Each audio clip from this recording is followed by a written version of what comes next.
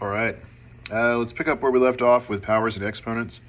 This is part 2, and in the last video we just introduced the concepts, talked about what is a base, what is a power, what are the factors, and how to go back and forth between the two.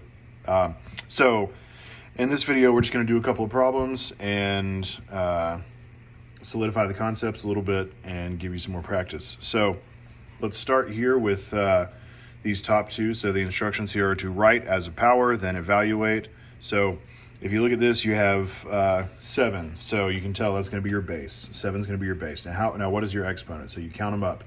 7 is multiplied by itself 1, 2, 3, 4, 5 times. So if you're going to write this as a power, rewrite this as 7 to the 5th. And then evaluate that. So you'll probably use a calculator, or else you can do it long multiplication if you want. But that's going to come out to 16,807. So that's going to be your answer there.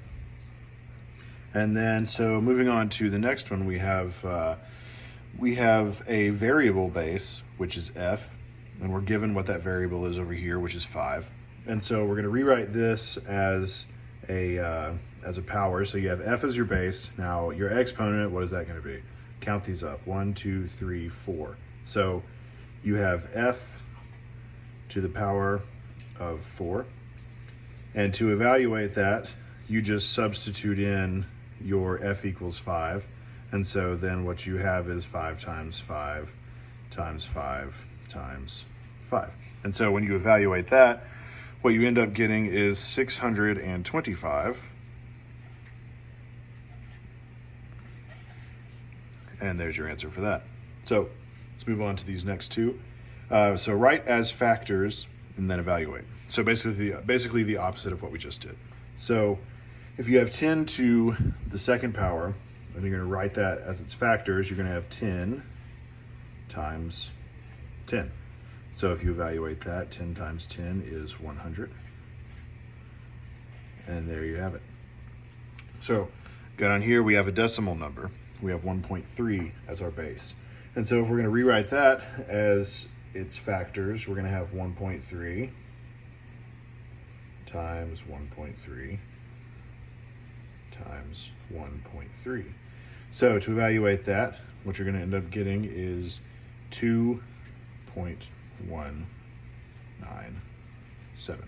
So these are not too difficult. You basically just remember going back and forth between the two ways that you can write this, which is as its factors in that form, or as an exponent or as a base with an exponent. So I'm going to just evaluate from there. So the next video, we're going to start talking about order of operations, which is going to come up a lot in algebra because you're going to have problems that are going to start getting more complex. They're going to be grouping symbols within grouping symbols with exponents and all manner of other things that you're going to have to evaluate. And so that'll be a good one to practice on and learn, because it's going to be coming up a lot in just about every problem you do in the future. So so stay tuned for that, and I will see you in the next video. Thank you for watching. Hey, so I hope these examples we worked today were beneficial to you. Now, if you're somebody that struggles in math, don't feel bad about that. The purpose of this channel is to give you the tools you need to be successful in this subject. So I'm going to keep posting videos, and if this is something that's beneficial to you, then please like and subscribe and keep watching, and I will see you on the next one. Thank you. Have a good one.